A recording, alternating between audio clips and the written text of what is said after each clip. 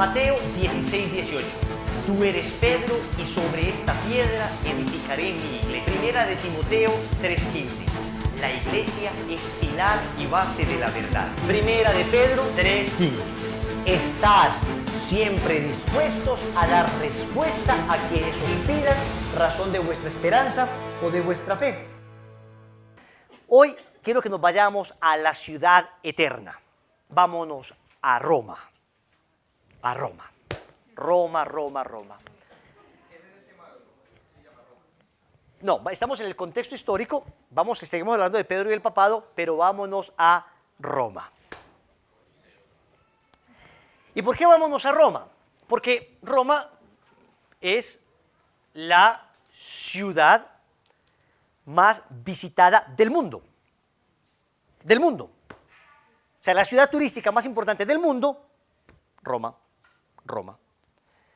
No el país, Italia no es el país más visitado, pero hablando de una ciudad concreta, Roma es la ciudad más visitada del mundo. ¿Qué atrae tanto en Roma? O sea, ¿por qué Roma es tan fascinante? Uno diría, bueno, la historia que hay ahí, la cantidad de arte que hay, que vos vas caminando y de repente estás en la época bizantina, después que sigues caminando acá y ves el barroco, en una cuadra a otra pasas al barroco, después ves el Renacimiento en todo su esplendor, después volvés al siglo I, o sea, es una cosa fascinante. Roma es un museo al aire libre, pero esperen, Grecia también es un museo al aire libre. ¿Por qué no tanta gente va a Grecia como va a Roma? O sea, ¿qué es lo que hace grande a Roma? Miren, aún el más ateo de los ateos tiene que reconocer que lo que hace grande a Roma es el Vaticano. Es que Pedro está ahí. Pedro está ahí. Es lo que hace grande a Roma. El Vaticano sigue siendo el centro de Roma, indudablemente, el centro de Roma. Vos llegas al Vaticano y no hay un milímetro cuadrado que no sea arte. O sea, vos estás viendo la cúpula de Miguel Ángel, estás viendo el baldaquino de Bernini, o sea, eso es una locura. Vos estás en el Vaticano y vos decís, Dios mío, ¿cómo no vas a existir si tanta belleza no puede ser inspirada sino por un ser superior como tú? Eso es belleza por todas partes, belleza por todas partes. Pero ¿a qué se debe tanta belleza de Roma? ¿Por qué un católico debería ir al menos una vez en su vida a Tierra Santa y a Roma? Eso es lo que un católico debería hacer. Al menos una vez en su vida a Tierra Santa y una vez en su vida a Roma.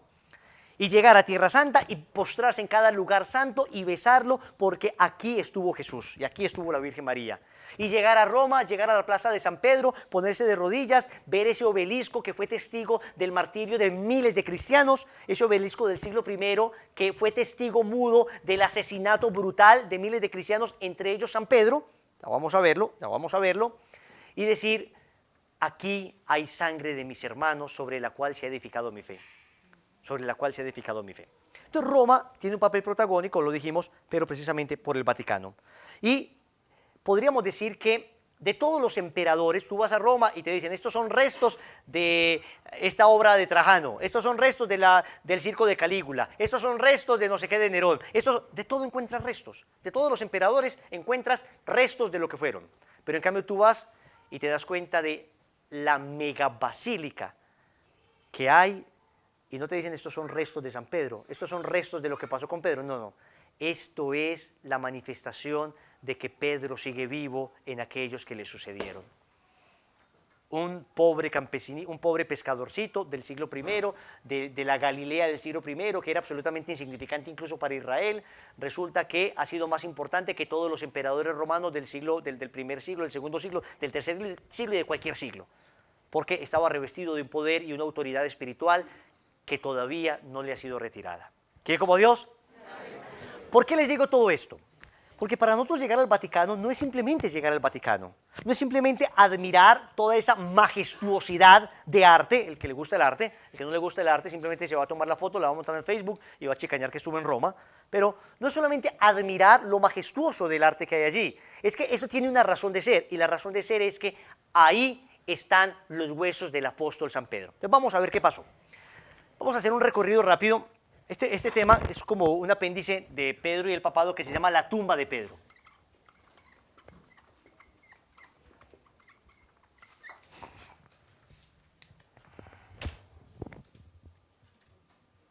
¿Ok?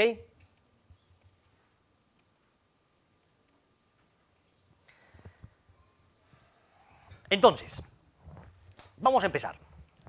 Pedro está en Roma. Pedro está seguramente fundando la comunidad romana. Los protestantes, algunos dicen, pero a ver, ¿por qué la iglesia está en Roma? ¿Por qué no está en Jerusalén? Pues porque en Roma Pedro fundó la iglesia de Roma. ¿Y cómo lo sé? Pues mire las cartas de San Pablo, carta de Pablo a los romanos. Ya sabemos que Pablo le escribe carta a los romanos porque en Roma, que era la capital del mundo en ese entonces, había cristianos. ¿Quién fundó esa iglesia? San Pedro. San Pedro. Lo sabemos por miles de datos históricos, por cientos de fuentes, pero ¿qué me interesa acá? Que en el año 64, vamos a empezar por años, en el año 64 después de Cristo, Nerón quema una parte importante de Roma. Nerón quema a Roma. ¿Qué va a quemar? Pues no los monumentos, va a quemar las casitas pobres, casitas de madera que había allí, quema Roma, y Nerón le echa la culpa a los cristianos. Nerón dice que los cristianos fueron los que quemaron a Roma, esto lo sabemos por un historiador que se llama Tácito. ¿Han escuchado de ese historiador? ¿Qué más sabemos de Tácito? ¿Quién fue Tácito? El que nos da una fuente histórica extrabíblica para asegurar la existencia de Cristo. ¿Se acuerdan? Que hablamos de Tácito como uno de los que habla de Cristo como un ser histórico. Muy bien. Nerón quema Roma. Entonces se desata una ira de algunos romanos contra los cristianos, ya había una población significativa cristiana, y Nerón entonces comienza a perseguir cristianos. Resulta que en la época de Nerón, en una de las 7 colinas de Roma llamada Colina Vaticana, acá quiero que me presten mucha atención, hoy Vaticano no suena iglesia, hoy Vaticano no suena papa, no, Vaticano es una colina. Es como que aquí en el pueblito paisa ese, ¿cómo se llama ese? El Cerro Nutibara, o tenemos otro que el Pan de Azúcar o no sé qué, que acá en ese cerro se edifique algo, se edifique por ejemplo una nueva religión ahí, entonces uno ya empieza a identificar esa nueva religión con ese cerro, pero en realidad era el nombre de cerro. De hecho, Vaticano es del idioma etrusco, viene el Vaticano. O sea, Vaticano era una colina, pero no solo era una colina, sino que además era un cementerio. No se le llamaba cementerio. El cementerio es un nombre cristiano. Ellos le llamaban necrópolis. Era un lugar necro, muerto, polis, ciudad. Era una ciudad de los muertos. Eso era. El Vaticano era una colina más allá del río Tíber, que es el río que atraviesa todo Roma. Más allá del río Tíber era una colina donde se enterraba a los muertos y estaba construida una necrópolis. ¿Y qué era esa necrópolis? Los romanos tienen una costumbre muy chistosa de hacerle casita a los muertos.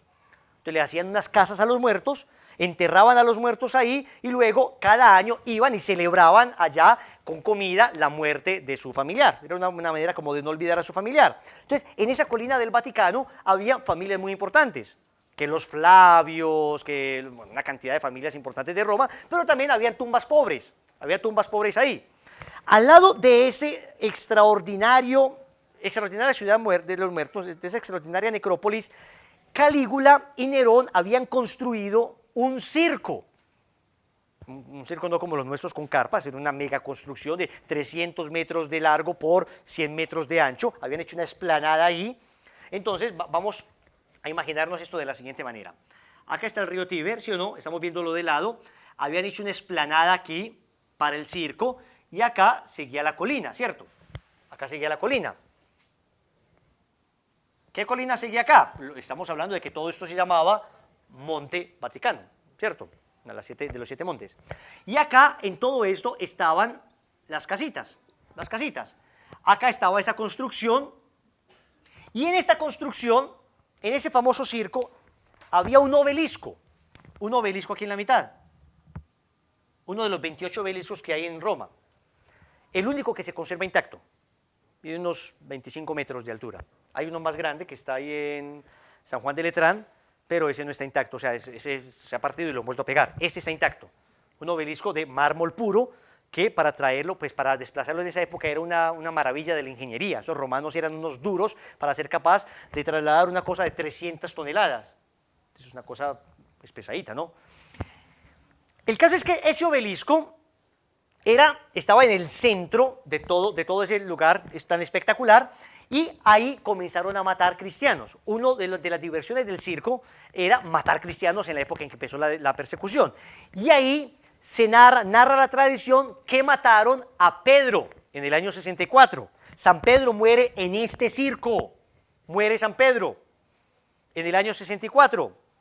¿Qué pasaba con el circo? Acá había las gradas del circo estaban acá, y todo esto ya era, repito, tumbas.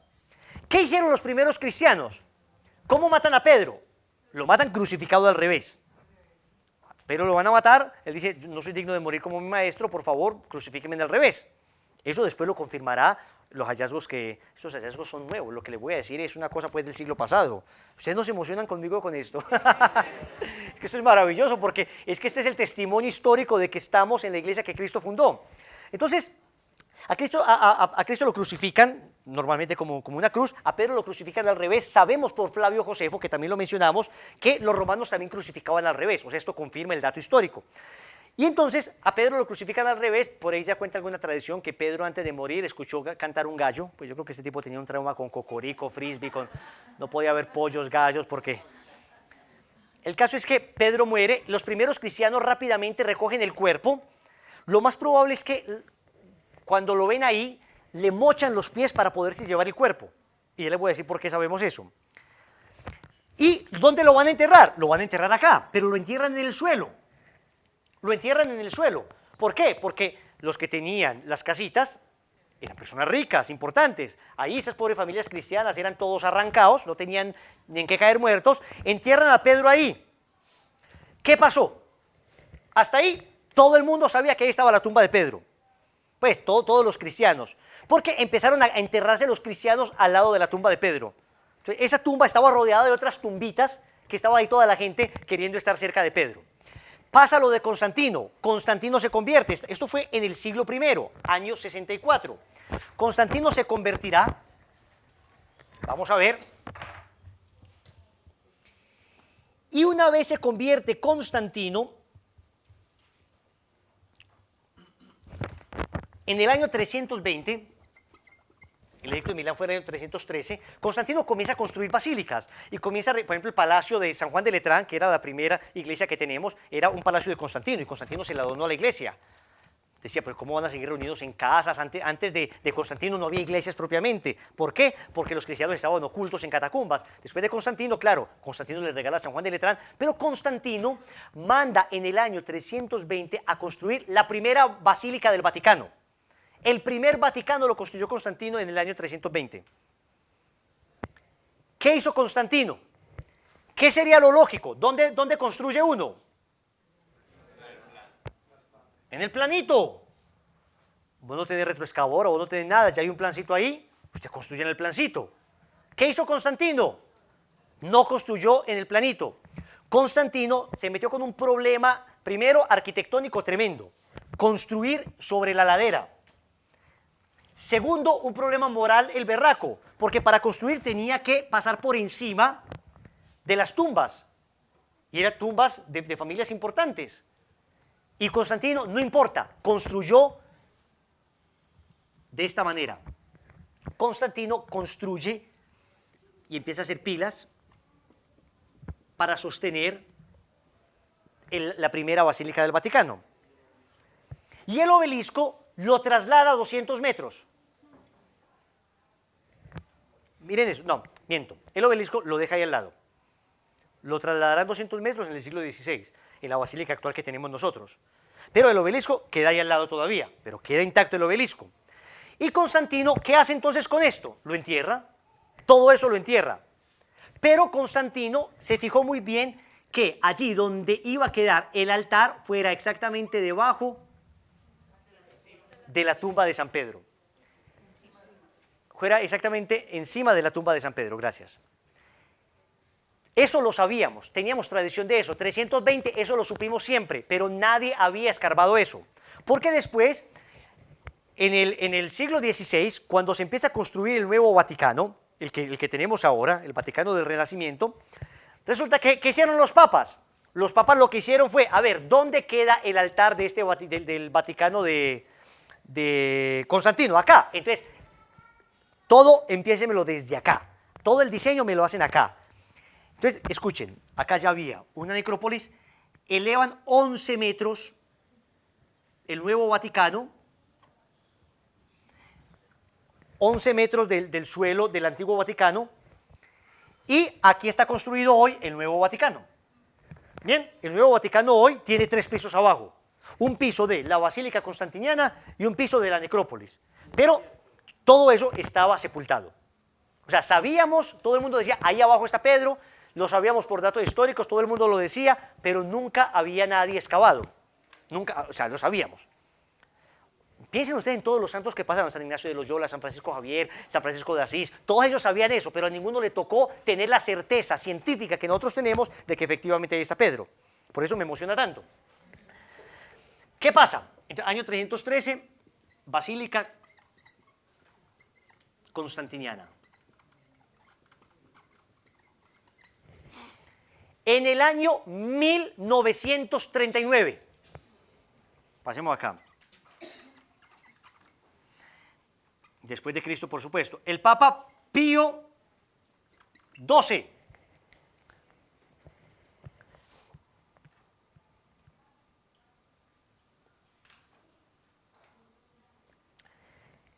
estaba organizando la tumba del Papa anterior, Pío XI. Estaba organizando la tumba de él y de repente, ¡pum!, encuentran un mosaico. Entonces el Papa dice, sigan excavando. Y empiezan a excavar, 6 años duraron las excavaciones, movieron no sé cuántas toneladas de tierra, empiezan a excavar, empiezan a excavar, empiezan a excavar, empiezan a excavar. Claro, aquí en la nueva basílica está, acá está la cúpula de Miguel Ángel, aquí está, cuando uno va al Vaticano, vos te das cuenta que el altar mayor está rodeado por algo que se llama el baldaquino de Bernini, es una cosa preciosísima. Entonces resulta que el baldaquino Bernini lo enterró bastante, ¿no? Pues para poder soportar eso, ellos empiezan a excavar, y ustedes imaginan ese miedo, usted excavando, que se le vengan 3 Vaticanos encima, eso fue una excavación muy aterradora. Y empezaron a encontrar, oh sorpresa, una necrópolis completa. Empezaron a encontrar ahí todo lo que se había dicho. Y resulta que muy bien conservado, porque resulta que era tierra muy seca, la humedad no dañó nada, incluso se conservan todavía las figuras, los mosaicos, los grabados, las pinturas de esa época en toda esa necrópolis. Es una cosa impresionante. Y terminan las investigaciones y, señores, encuentran la tumba del apóstol San Pedro, vacía, sin huesos. ¿La encuentran? Entonces el Papa Pío XII va a decir a todo el mundo, señores, encontramos la tumba del apóstol San Pedro, efectivamente está ahí, está vacía. ¿Por qué sabemos que es la tumba del apóstol San Pedro? Resulta que encuentran una tumba muy bien custodiada, una tumba muy importante, llena de monedas de toda la Edad Media, de toda la Edad Media antes de la nueva Basílica Vaticano. Entonces se dan cuenta que era una tumba muy importante porque todo el mundo arrojaba monedas ahí y porque estaba lleno de tumbas alrededor de personas que querían morir al lado de él. Entonces tenemos la tumba del apóstol San Pedro, maravilloso, pero está vacía la tumba del apóstol San Pedro. No sabemos qué pasó. Hasta ahí, qué emoción. Pero resulta que en 1952, después de Cristo, en la época de Pablo VI, pues ya estaba todo eso descubierto, ya estaba todo ahí. Resulta que la tumba que encontraron era una pared roja, había un altar en esa pared roja, acá estaba en el altar y aquí estaba el hueco, ¿no? Entonces era muy bien puesta la tumba. Y acá al lado había un muro, una pared que llamaron la pared G. Estaba llena de jeroglíficos, estaba llena de rayones, o sea, la gente empezaba a escribir cosas ahí. Entonces, ¿qué pasó? Que en 1952, una señora llamada Margarita Guarducci, esta señora es muy importante,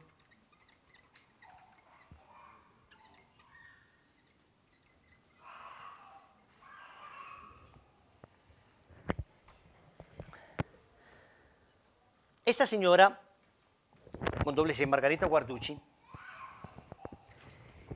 es primera autoridad mundial en epigrafía griega, en descifrar este tipo de cosas. Primera autoridad mundial.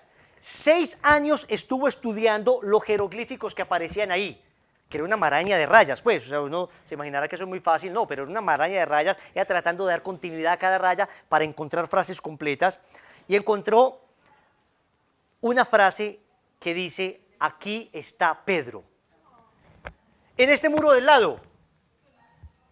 Entonces, ¿qué hizo ella inmediatamente? Dijo, rompan la piedra, vaya, rompan la piedra. Y en 1952 rompen la piedra y encuentran en un pequeño sarcofaguito de mármol, encuentran los huesos de una persona envuelta en lino rojo, y ese lino rojo con hilo dorado de oro. O sea, eran los huesos de una persona importantísima. Y encuentra también los huesos de un ratón. Un ratonito que se había metido ahí y nunca pudo salir. Pero yo dije, pobre ratoncito, ¿pero para qué será? Y claro, el muro estaba aquí al lado. Estamos acá, ¿no? Estamos acá, ¿no? Y entonces, pues murió al lado de San Pedro, imagínense. Pero ¿por qué el ratoncito es importante? ¿Por qué el ratoncito es importante? Porque resulta que empiezan a hacer el estudio de los huesos. Descubren, primero, con el carbono 14, huesos que pertenecen a un hombre, de complexión robusta, por la forma de los huesos se puede saber, del siglo I, sexo masculino, que murió de unos 60 a 70 años de edad, y estos huesos estaban llenos de tierra, en cambio los huesos del ratón no. Miran la tierra y es exactamente la misma tierra de la tumba vacía, que luego examinaron otras tierras y no coincide con ninguna otra, sino con la tierra de la tumba vacía. Señores, esta señora Guarducci dice, con estas características tengo la certeza del 100% que estos son los huesos del apóstol San Pedro. Porque si usted va a buscar los huesos de San Pedro, ¿usted qué va a buscar? Una persona robusta, no muy alta. Robusta, ¿por qué? Bueno, un pescador, imagínense, pues, a los que nos ha tocado pescar, que nos toca siempre tener viga, ¿no? Masa muscular. Más o menos de esa edad se lo imagina uno, sexo masculino, todo. Y entonces dice ella, le dice a todo el mundo, señor, hemos encontrado los huesos del apóstol San Pedro. Ahora, los científicos dirán, pero no se sabe con certeza del 100%. Es que nada se sabe con certeza del 100%, o sea, absolutamente nada en la ciencia. En la ciencia siempre hay una altísima probabilidad, pero esta señora dice, estoy segura, el 100% que estos son los huesos del apóstol San Pedro, y esto fue en 1952. ¿Y tenía pies? Y no tenía pies. Y lo encontraron con los huesos rotos acá. Y los pies los dejaron en la cruz seguramente. Los apóstoles, los primeros cristianos, para sacar rápidamente el cuerpo, antes de que lo ultrajaran, le cortan los pies y se los llevan y lo entierran, pobremente. Resulta que no tiene pies, para confirmar precisamente la tradición de que Pedro es enterrado, crucificado al revés. ¿Quién como Dios? O sea que hoy nosotros podemos tener una certeza del 100% de que los huesos del apóstol San Pedro están enterrados justo ahí abajo, de donde el Papa celebra la misa en el altar mayor del Vaticano, de la Basílica de San Pedro. Pues les cuento un regalo, yo estuve a 2 metros de esos huesos. Yo entré a esas excavaciones. A esas excavaciones, pues diariamente entran 40.000 personas al Vaticano, y a esas excavaciones diariamente pueden entrar 110 personas. ¿Es que con permiso? No con permiso, lo que pasa es que como toca pedir, compras un cupo con anticipación, resulta que ya hay cupo hasta dentro de 3 o 4 meses, entonces es muy difícil que uno coincida exactamente la época en que va. Yo entré con un grupo de 12 personas, 12 estudiosos, y entré y conocí la necrópolis completa. Entré de estudioso, digámoslo de estudioso para que no se dé tan feo. Entré y llegué ahí y vi exactamente todo, lo que describe, y ahí están los huesos de Pedro. ¿Qué área tendrá eso? No, a ver, lo que hay, atentos, es una pregunta muy importante. La necrópolis debe ser enorme. Lo que se ha explorado de la necrópolis es muy poco, solamente lo que hay debajo del altar fue lo que exploraron. ¿Por qué? Porque si ahí debe estar Pedro. O sea, si Constantino se metió en ese problema arquitectónico y moral para construir la basílica ahí, pudiéndolo haber construido abajo con toda comodidad a la mitad del precio, es porque Constantino sabía que ahí había algo importante. Lo sabíamos, teníamos la certeza histórica, pero no la certeza arqueológica ni científica. Hoy tenemos la certeza histórica y la certeza arqueológica y científica de que ahí donde Papa Francisco celebra la misa están los huesos de Pedro. Significa una continuidad local. ¿Por qué los otros papas no lo abrieron? Yo creo que es providencial que no lo hayan hecho porque no tenían todo el desarrollo científico que tenemos hoy para hacer una cosa de esta sin que el Vaticano se caiga. Pero no sé si ustedes sabían que la cúpula de Miguel Ángel, por ejemplo, está fisurada. La cúpula de Miguel Ángel está fisurada por todas partes. Pero pues, los estudiosos dicen, eso no se va a caer. Sin embargo, la reforzaron porque está muy bien hecha. Pero entonces, decime, ¿quién se va a meter a mover cosas ahí que de repente, me encontré los huesos de Pedro, siempre me cayó el Vaticano, pues, pero encontré los huesos del apóstol San Pedro? Muchachos, ¿por qué le hago tanta bulla a esto y me ven como tan emocionado? Porque esto no hace sino confirmar la verdad en la que hemos creído. Así como la astronomía nos demuestra la existencia de Dios, así como la sábana santa nos demuestra la divinidad de Cristo, así la arqueología nos demuestra la verdad de la Iglesia Católica. Hay una continuidad histórica y local de 2000 años, de 266 papas, entre Pedro y el Papa Francisco. Volvés a Pedro. Después de Pedro, ya te doy la palabra, hermano. Los arqueólogos se pegan desde la Biblia para poder lograr ubicar datos históricos para ellos poder hacer sus estudios o excavaciones. Lo que hace un arqueólogo es, escucha tradición, tiene la Biblia, entonces lo que hace es buscar a ver si esto es cierto o no. Y encuentran, claro, encuentran la verdad. Lista de los papas, les voy a mencionar algunos para que se den cuenta de la sucesión histórica. San Pedro, después Lino, después Anacleto, después Clemente, después Evaristo, Alejandro, Sixto, Telésforo, Higinio, Pío I, Aniceto, Sotero, para que tengan ideas para nombres de hijos, Eleuterio, Víctor, Seferino, Calixto, Urbano, Ponciano, Anterus, Fabián, Cornelio, Lucio, Esteban. Hasta el siglo V todos los papas fueron santos. Todo esto es san, y muchos de ellos mártires. Para que se den cuenta de lo que significó la edificación de la iglesia. ¿Dónde están los qué? Ah, no, los antipapas llegarán en la Edad Media. Es decir, y los papas que fueron inmorales empezarán ya al inicio de la Edad Media y en la Alta Edad Media hay papas ya bastante regulares. Pero muy bien, muchachos, me perdonan la emoción. Ustedes dirán, Wilson, pero ¿por qué te detenés en esto? ¿Eso de qué nos va a servir? Señores, a ustedes jamás se les olvidará que tenemos arqueológicamente demostrado los huesos del apóstol San Pedro. Y el que le venga a decir a usted, esos son huesos de cualquier animal por ahí, usted le va a decir, sí, pregúntele a Margarita Guarducci, a ver si son huesos de cualquier animal. Nada más y nada menos que la más importante arqueóloga italiana del siglo pasado. En griego. En griego estaba escrito, aquí está Pedro. Pero también estaba escrito otra cosa. Por ejemplo, estaba escrito, estamos felices de ser enterrados al lado de Pedro. Frases así, o sea, es bellísimo lo que aparece ahí. Ella en epigrafía estuvo discerniendo de todo esto. La abrieron para poder encontrar esto. Claro, tienen que abrirla, la tuvieron que abrir. Pero bueno, ella estuvo 6 años investigando. Lo que pasa es que no toda la piedra ella la investigó, empezó a investigar por partes, ¿no? Y logró descubrir exactamente cuál parte era la que dice, aquí está Pedro. Muchachos, qué emoción. Margarita Guarducci ya debe haber muerto. En el 99 murió Guarducci. Muy bien. ¿Dónde pueden encontrar? Modernamente quien más estudió esto se llama el padre Jorge Loring. Te busquen conferencias del padre Jorge Loring sobre todo esto. Y el padre Jorge Loring se fue un mes entero a estar allí con Margarita Guarducci, escuchando, investigando, un mes entero a Roma a estar en eso. Yo les digo que para mí es un privilegio haber estado tan cerca de los huesos del apóstol San Pedro. O sea, no solo decir, fui a Roma, no, es que estuve a 2 metros de los restos de Pedro. Solamente con decir que vaya allá. Gloria al Padre, y al Hijo, y al Espíritu Santo.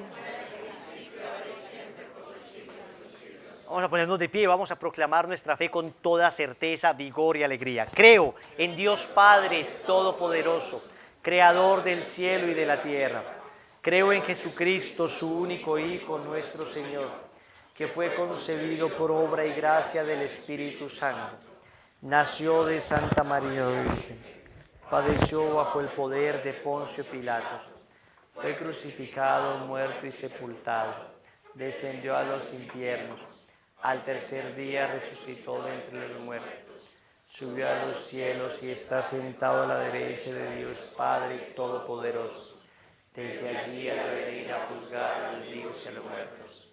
Creo en el Espíritu Santo. Dígalo fuerte, la Santa Iglesia Católica, la comunión de los santos, el perdón de los pecados, la resurrección de la carne y la vida eterna. Amén. Mateo 16:18. Tú eres Pedro y sobre esta piedra edificaré mi iglesia. Primera de Timoteo 3:15. La iglesia es pilar y base de la verdad. Primera de Pedro 3:15. Estad siempre dispuestos a dar respuesta a quienes os pidan razón de vuestra esperanza o de vuestra fe.